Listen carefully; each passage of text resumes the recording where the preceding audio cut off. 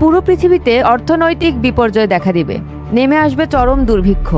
আমাদের গোটা সিস্টেমটাই জ্বালানি তেলকে কেন্দ্র করে গড়ে ওঠা। সেদিন হয়তো বেশি দূরে নয়, যেদিন সকালে আপনি ঘুম থেকে উঠে দেখবেন যে বাইরে গাড়ির চিরচেনা সেই শব্দ আর শুনতে পাচ্ছেন না। হাসপাতালের বেডে আপনার প্রিয় মানুষ মুমূর্ষ অবস্থায় শুয়ে আছে। ডাক্তার, ঔষধ সবই আছে, অথচ অপারেশন করা সম্ভব হচ্ছে না। বিমানগুলো আকাশে ওরা বন্ধ করে দিয়েছে। কোম্পানিগুলোর সদর দরজা চিরতরে বন্ধ হয়ে গেছে। ইন্টারনেট বন্ধ হয়ে গেছে এবং মোবাইল ফোনের সংযোগও বিচ্ছিন্ন হয়ে গেছে। আর এই সবই ঘটবে আমাদের এই ছোট্ট গ্রহের জ্বালানি তেল ফুরিয়ে যাওয়ার কারণে। আমাদের সবার জন্য এক অন্ধকার সময় ঠিক যেন নাকের ডগায় অপেক্ষা করছে। তাহলে এতদিন যে আমাদের বিশ্বাস করানো হয়েছে যে আমাদের জীবনকে smart robot, super computer, Starship এবং আকাশে উড়ে বেড়ানো অন্যান্য সব আশ্চর্যজনক উদ্ভাবন পরিপূর্ণ করে তুলবে, তার সবই কি মিথ্যা? তাহলে আর কতটুকু সময় বাকি আছে?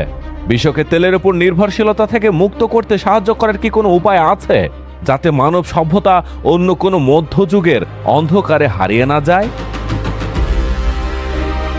হ্যাঁ, উপায় আছে। মানুষ হার মানার পাত্র নয়। বিজ্ঞানীরা এমন কিছু বিকল্প পথ আবিষ্কার করার চেষ্টা করছেন যেন আমাদের সভ্যতা বিলীন না হয়ে যায়। তবে সেগুলো এত সহজ নয়, বরং অনেক সময় সাপেক্ষ।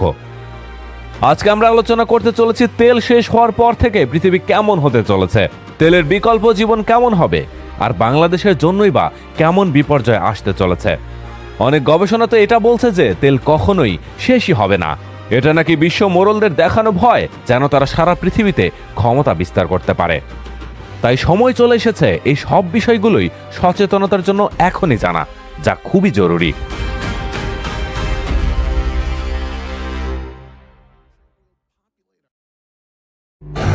Martial law has been declared to deal with the emergency. Shipments are being delivered to New York.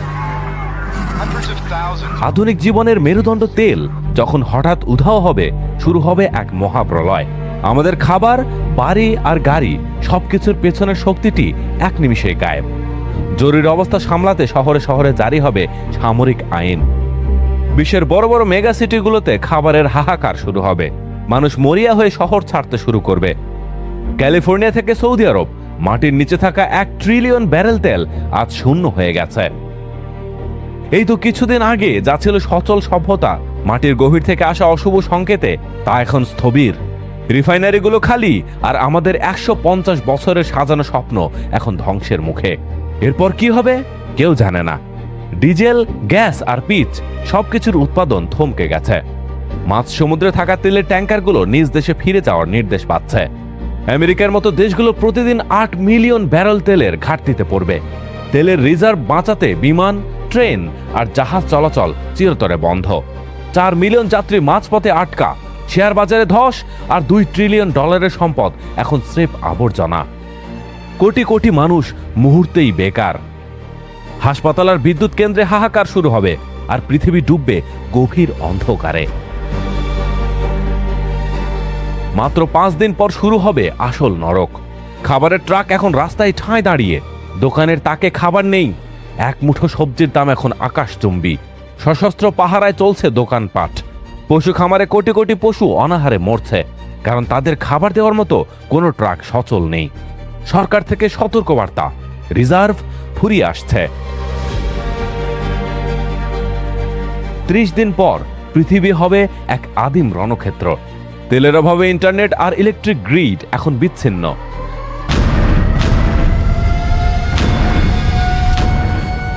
মানুষ বিকল্প খুঁজছে, সয়াবিন থেকে বায়োডিজেল আর আখ থেকে ইথানল। 5 মাস পর শুরু হবে ভয়াবহ দুর্ভিক্ষ। পচে যাওয়া আবর্জনা আর খাদ্যাভাব শহরগুলোকে নরক বানিয়ে তুলবে। শীত আসার সাথে সাথে শুরু হবে গণপ্রস্থান। উত্তরের হিমশীতল শহরগুলো তুষারাবৃত গোরস্থানে পরিণত হবে, যেখানে 20 মিলিয়ন মানুষের মৃত্যু কেবল সময়ের ব্যাপার। 10 থেকে 40 বছর পর লিথিয়াম আর এলজি বায়োডিজেলের নতুন পৃথিবী আসবে। কিন্তু তেলের সেই 150 বছরের রঙিন উন্মাদনা শেষে আমরা কি আদৌ সেই পৃথিবীতে পৌঁছাতে পারবো? প্রতিটি সেকেন্ড এখন এক অনিশ্চিত মরণ খেলা। তেল ফুরিয়ে গেলে বাংলাদেশের মতো ঘনবসতিপূর্ণ একটি দেশ এক ভয়াবহ অস্তিত্ব সংকটের মুখে পড়বে। আমাদের দেশের প্রতিটি গ্রাম এখন চাষাবাদের জন্য ট্রাক্টর আর সেচ পাম্পের উপর নির্ভরশীল, যা চলে ডিজেলে।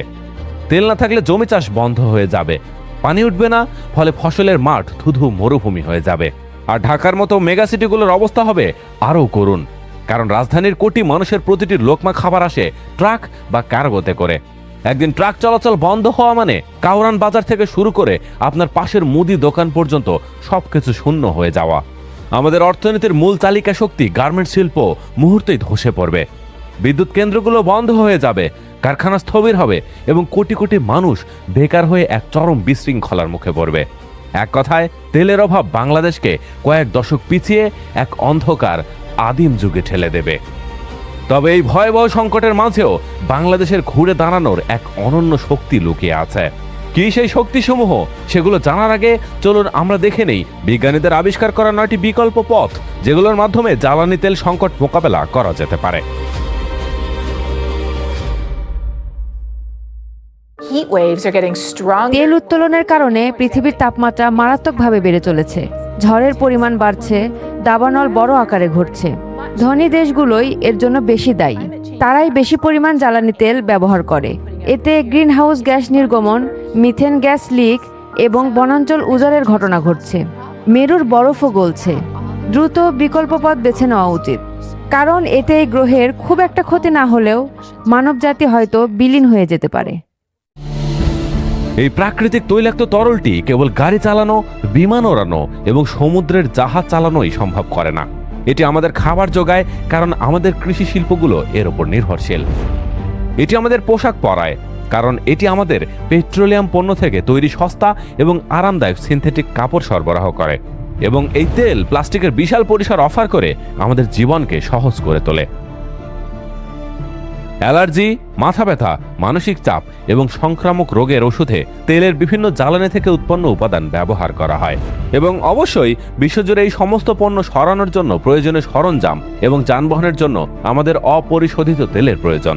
এগুলোর উৎপাদন খরচ সোনার দামের সমান হয়ে যাবে, যেহেতু মাত্র একটি গাড়ি তৈরি করতে যে পরিমাণ কালো তেল খরচ হয় তা সেই গাড়ির ওজনের দ্বিগুণ। আর ভাববে না যে ফোনে অবিরাম কথা বলা বা ট্রাইবো অ্যাডভেঞ্চারের নতুন ভিডিও দেখা এই তরল ছাড়া সম্ভব হবে, কারণ স্মার্টফোন, কম্পিউটার এবং অন্যান্য গ্যাজেট তৈরির প্রক্রিয়া সবই তেলের উপর ভিত্তি করে চলে। 1 গ্রাম ওজনের একটি চিপ তৈরি করতে 630 গ্রাম অপরিশোধিত তেল লাগে। বিশ্বব্যাপী ইন্টারনেট যে পরিমাণ শক্তি শোষণ করে তা মার্কিন যুক্তরাষ্ট্রের বিদ্যুৎ ব্যবহারের 10% সমান। এই সবই খুব দ্রুত শেষ হয়ে যেতে পারে, কারণ ব্রিটিশ পেট্রোলিয়াম ভবিষ্যৎবাণী করেছে যে 2040 সালের মধ্যে তেলের প্রবাহ শুকিয়ে যাবে, যদি না আমরা সময়ের সাথে পাল্লা দিয়ে পূর্ণাঙ্গ বিকল্প শক্তির উৎস তৈরি করতে পারি। বিকল্প পদ্ধতিগুলোর প্রথমটি হলো ডিউটেরিয়াম আর ট্রিটিয়াম ফিউশন বিক্রিয়া। খুব সহজ করে সব বলছি যেন বুঝতে সুবিধা হয়। ডিউটেরিয়াম ট্রিটিয়াম ফিউশন পদ্ধতিটি সহজভাবে বলতে গেলে দুটি অতি ক্ষুদ্র কণার মিলন বা একত্রীকরণ। মনে করুন আপনার কাছে একটি জাদুকরী চুলা আছে। সেই চুলায় যদি এই দুটি উপাদানকে একত্রিত করে ছেড়ে দেওয়া হয়, তবে সেখান থেকে এমন এক প্রবল শক্তির আগুন জ্বলবে যা আর কোনোদিন নিভবে না। এই একটি চুল্লি থেকে বিশ্বের সমস্ত বিদ্যুৎ চাহিদা মেটানো সম্ভব হবে এবং এই শক্তির উৎস কখনোই ফুরিয়ে যাবে না। এটি এক অফুরন্ত ভাণ্ডার। তবে এখানে একটি বড় অন্তরায় বা সমস্যা রয়েছে। এই চুল্লিটি যখন কাজ করে তখন এটি থেকে এক প্রকার অত্যন্ত ক্ষতিকর বিষাক্ত ধোঁয়া বা তেজস্ক্রিয় বিকিরণ নির্গত হয়। এই বিকিরণ এতটাই বিপজ্জনক যে একবার তা পরিবেশে ছড়িয়ে পড়লে এর বিষক্রিয়া প্রায় 12.5 বছর পর্যন্ত স্থায়ী হয়। মূলত এই দীর্ঘস্থায়ী বিষাক্ত তেজস্ক্রিয়তার আশঙ্কার কারণেই বিজ্ঞানীরা এই প্রযুক্তিটি পুরোপুরি বাস্তবায়নের পথে এগোতে পারছেন না। আগের সেই তেজস্ক্রিয় ঝুঁকিযুক্ত চুলাটির কথা মনে আছে তো? এটি একেবারে নিরাপদে চালানোর একটা চমৎকার উপায় আছে। বিজ্ঞানীরা দেখেছেন আগের সেই ক্ষতিকর উপাদানের পরিবর্তে যদি আমরা হিলিয়াম 3 নামক একটি বিশেষ উপাদান ব্যবহার করি, তবে সেই চুল্লি থেকে আর কোনো বিষাক্ত বিকিরণ বা ধোঁয়া নির্গত হবে না। ফলে পুরো প্রক্রিয়াটি সম্পূর্ণ নিরাপদ হয়ে উঠবে। তবে এখানে একটা বড় সমস্যা রয়েছে। এই হিলিয়াম 3 আমাদের পৃথিবীতে নেই বললেই চলে। পুরো পৃথিবী খুঁজলে হয়তো মাত্র কয়েক কিলোগ্রাম পাওয়া যাবে। তাহলে এই অমূল্য সম্পদ আমরা কোথায় পাবো? বিজ্ঞানীরা বলছেন আমাদের এই চাঁদের বুকেই লুকিয়ে আছে অঢেল হিলিয়াম 3। চাঁদ যেন তেলের খনির চেয়েও বড় এক শক্তির ভাণ্ডার। হিসাব অনুযায়ী পুরো বিশ্বের 1 বছরের বিদ্যুৎ চাহিদা মেটাতে মাত্র 100 টন হিলিয়াম 3 যথেষ্ট। মহাকাশ যানে করে মাত্র 3 থেকে 4টি অভিযানেই এই পরিমাণ সম্পদ পৃথিবীতে আনা সম্ভব। তবে এখানে দুটি বড় প্রতিকূলতা রয়েছে। প্রথমত চাঁদ থেকে এই হিলিয়াম 3কে অন্য সব গ্যাস থেকে আলাদা করে সংগ্রহ করা অত্যন্ত কঠিন একটি কাজ। দ্বিতীয়ত এই উপাদানটি দিয়ে শক্তি উৎপাদন শুরু করতে হলে প্রায় 100 কোটি ডিগ্রি সেলসিয়াস তাপমাত্রার প্রয়োজন হবে। চিন্তা করে দেখুন এটি কতটা প্রচণ্ড উত্তাপ। এই বিশাল তাপমাত্রাকে কিভাবে নিয়ন্ত্রণ করা যায় এবং কিভাবে চাঁদ থেকে এই সম্পদ সংগ্রহ করা সম্ভব, বিজ্ঞানীরা এখন সেই গবেষণাই করছেন। এই পদ্ধতিতে সফল হওয়া মানেই বিশ্বের বিদ্যুতের অভাব চিরতরে ঘুচে যাওয়া। সরাসরি সূর্যের আলো ব্যবহার করে বিদ্যুৎ তৈরির জন্য কোনো জটিল রাসায়নিক প্রক্রিয়ার দরকার নেই। বড় বড় কোম্পানিগুলো এখন এমন সোলার প্যানেল তৈরি করছে যা আগের তুলনায় অনেক বেশি বিদ্যুৎ উৎপন্ন করতে পারে। তবে একটি বড় সমস্যা হলো এই সোলার প্যানেলগুলো এখনও তেলের মতো এত সস্তা বা শক্তিশালী হয়ে ওঠেনি। তাছাড়া এই শক্তি উৎসটি কেবল সেই সব দেশেই ভালো কাজ করবে যেখানে বছরের বেশিরভাগ সময় কড়া রোদ থাকে। যদি আকাশ মেঘলা থাকে বা বৃষ্টি হয় তবে এই প্যানেলগুলোর বিদ্যুৎ তৈরির ক্ষমতা একেবারে কমে যায়। তাই শুধু সূর্যের উপর নির্ভর করে তেলের অভাব মেটানো এখনও কঠিন। হিলিয়াম 3 এর মতো হাইড্রোজেন পাওয়ার জন্য আমাদের মহাকাশে যেতে হবে না। এটি আমাদের এই পৃথিবীতে প্রচুর পরিমাণে আছে। এটি গাড়ির ইঞ্জিন চালানোর জন্য এক চমৎকার জ্বালানি হতে পারে। হাইড্রোজেন যখন পোড়ানো হয় তখন তা থেকে অনেক বেশি শক্তি পাওয়া যায়। সবচেয়ে বড় সুবিধা হলো এটি পুড়লে কোনো ক্ষতিকর ধোঁয়া বা বিষাক্ত গ্যাস বের হয় না, বরং কেবল পানির বাষ্প তৈরি হয়, ফলে এটি পরিবেশের কোনো ক্ষতি করে না। হাইড্রোজেন আমরা মিথেন, কয়লা, পচানো আবর্জনা এবং এমনকি পানি থেকেও সংগ্রহ করতে পারি। পানি থেকে এটি আলাদা করা খুবই সহজ। তবে সত্যি বলতে গাড়ি চলাচলের জন্য বড় আকারে হাইড্রোজেন উৎপাদন করার প্রযুক্তিটি এখনও পুরোপুরি তৈরি হয়নি। এটি নিয়ে কেবল গবেষণা চলছে। তাই তেলের জায়গা দখল করতে হাইড্রোজেনের আরও বেশ কিছুটা সময় লাগবে। প্রাকৃতিক বাতাস ব্যবহার করে অফুরন্ত বিদ্যুৎ তৈরির আরেকটি বড় উপায় হলো এই বায়ুকল বা উইন্ড জেনারেটর। এগুলো পরিবেশের কোনো ক্ষতি করে না এবং প্রকৃতির উপর এর প্রভাবও খুব সামান্য। এই বড় বড় পাখাগুলো বসাতে খুব সামান্য জায়গার প্রয়োজন হয়। একটি বিশাল খামারের মাত্র 1% জায়গায় এগুলো বসানো যায়, আর বাকি সবটুকু জমিতে অনায়াসে চাষাবাদ করা সম্ভব। তবে এই যন্ত্রগুলোর একটি সীমাবদ্ধতা হলো এগুলো কতটুকু বিদ্যুৎ দেবে তা পুরোপুরি বাতাসের গতির উপর নির্ভর করে। যদি কোনো এলাকায় বাতাসের গড় গতিবেগ প্রতি সেকেন্ডে 5 মিটারের চেয়েও কম হয় তবে সাধারণত এই চাকাগুলো ঘোরানো বা বিদ্যুৎ তৈরি করা সম্ভব হয় না। তাই কেবল বাতাস থাকলেই হবে না, সেই বাতাসের পর্যাপ্ত শক্তিও থাকতে হবে। বর্তমানে অবশ্য এমন কিছু উন্নত জেনারেটর রয়েছে যা খুব অল্প বাতাসে, অর্থাৎ মাত্র 1 মিটার বা প্রায় 3 ফুট বাতাসের গতিবেগেও কার্যকরভাবে বিদ্যুৎ তৈরি করতে পারে। তবে সমস্যা হলো এই ধরনের শক্তিশালী বায়ুচালিত জেনারেটরগুলো তৈরি করা, সেগুলোকে ঠিক জায়গায় বসানো এবং নিয়মিত দেখাশোনা করা অত্যন্ত ব্যয়বহুল।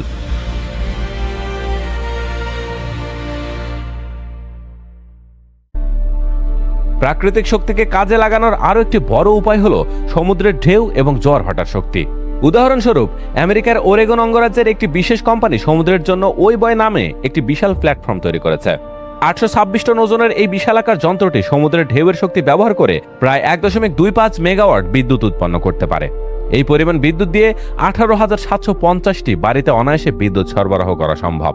তবে এর একটি বড় অসুবিধা হলো এই যন্ত্রগুলো সমুদ্রের তীরের কাছাকাছি বসাতে হয় এবং বিদ্যুৎ উৎপাদনের জন্য পুরোপুরি সমুদ্রের ঢেউ বা জোয়ার ভাটার মতো আবহাওয়ার উপর নির্ভর করতে হয়। সব মিলিয়ে দেখা যাচ্ছে যে বর্তমানে আমাদের মোট শক্তির চাহিদার 33%ই তেল মেটায়। তাই এখন পর্যন্ত তেলকে পুরোপুরি অন্য কিছু দিয়ে বদলে ফেলা সম্ভব হয়নি।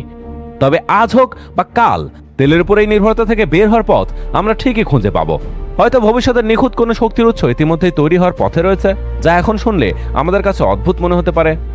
যেমন ইউনিভার্সিটি অফ ক্যালিফোর্নিয়া বার্কলের বিজ্ঞানীরা M30 নামের একটি বিশেষ ভাইরাস ব্যবহার করে বিদ্যুৎ উৎপাদনের এক নতুন পদ্ধতি উদ্ভাবন করেছেন।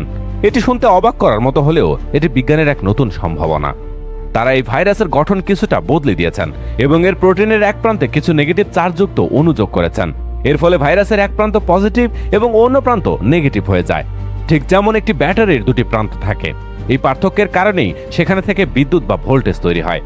পরীক্ষা করে দেখা গেছে এই সামান্য জিনিস থেকে প্রায় 2.5 ভোল্ট বিদ্যুৎ পাওয়া যাচ্ছে, যা একটি ডিজিটাল স্ক্রিনে এক সংখ্যাটি জ্বালানোর জন্য যথেষ্ট। এটি প্রমাণ করে যে অতি ক্ষুদ্র ভাইরাস থেকেও ভবিষ্যতে বিদ্যুৎ পাওয়া সম্ভব। বিজ্ঞানীরা কোয়ার্ক নামক অতি ক্ষুদ্র কণার মধ্যে এক বিস্ময়কর শক্তির সন্ধান পেয়েছেন। এই কণাগুলো যখন একে অপরের সাথে মিশে যায় তখন তা সূর্য বা নক্ষত্রের চেয়েও 10 গুণ বেশি শক্তি তৈরি করতে পারে। এটি বর্তমানের যে কোনো পারমাণবিক শক্তির চেয়ে অনেক বেশি শক্তিশালী।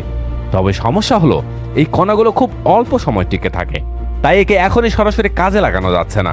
বিজ্ঞানীরা এখন একে স্থায়ী করার উপায় খুঁজছেন। মনে করুন আপনার কাছে 1 কেজি ওজনের একটি আসল পাথর আছে, আর ঠিক তার উল্টো ওজনের একটা ছায়া পাথর আছে, যাকে বিজ্ঞানের ভাষায় ম্যাটার আর অ্যান্টি ম্যাটার বলে। এখন এই আসল পাথর আর ছায়া পাথর যদি কোনোভাবে একে অপরের গায়ে লাগে তবে তারা দুজনেই আতশবাজির মতো গায়েব হয়ে যাবে। কিন্তু তারা গায়েব হওয়ার সময় সেই জায়গায় এত বিশাল এক আলোর ঝলকানি বা শক্তির বিস্ফোরণ ঘটাবে যা দিয়ে পুরো দেশ বছরের পর বছর চলতে পারবে। মাত্র 1 কেজি ওজনের এই দুই জিনিসের ধাক্কায় যে শক্তি বের হবে তা পৃথিবীর সবচেয়ে বড় পারমাণবিক বোমার সমান। কিন্তু এই জিনিস বানানো বা নিয়ন্ত্রণ করা এতই কঠিন যে আগামী 100 বছরেও এটি করা সম্ভব হবে না। এই পদ্ধতিগুলো আমাদের দেশে পুরোপুরি প্রয়োগ করার আগেই আমাদের কিছু শক্তিশালী দিক রয়েছে যেখানে আমরা কিছু পজিটিভ দিকে থাকতে পারবো। যখন সারা বিশ্বে তেলের অভাবে প্লাস্টিক সংকটে পড়বে তখন আমাদের সোনালী আঁশ পাট হয়ে যেতে পারে পৃথিবীর সবচেয়ে মূল্যবান সম্পদ। প্লাস্টিক ব্যাগের জায়গায় আবার পাটের ব্যাগ পুরো বিশ্ববাজার দখল করতে পারে, যা আমাদের অর্থনীতিকে নতুন জীবন দান করতে পারে। এছাড়া আমাদের রয়েছে হাজার হাজার নদী। ট্রাক বা বাসের বদলে মানুষ আবার প্রাচীন আমলের মতো নৌকা বা পালের জাহাজে পণ্য পরিবহনে অভ্যস্ত হয়ে উঠবে, যা আমাদের যাতায়াত ব্যবস্থাকে সচল রাখবে। তেলের উপর নির্ভরতা কমিয়ে আমরা যদি এখনই সৌরশক্তি বা বায়ুশক্তির মতো প্রাকৃতিক উৎসের দিকে নজর দেই এবং শহরের প্রতিটি ছাদে রুফটপ ফার্মিং বা বাগান করা শুরু করি তবে খাবারের অভাব অনেকটাই মেটানো সম্ভব হবে। মূলত তেলের এই অভাব আমাদের আবার মাটির কাছাকাছি নিয়ে আসবে এবং কৃত্রিমতার বদলে প্রাকৃতিক সম্পদ ব্যবহারের মাধ্যমে বাংলাদেশ হয়তো এক নতুন ও টেকসই সভ্যতার পথ দেখাবে।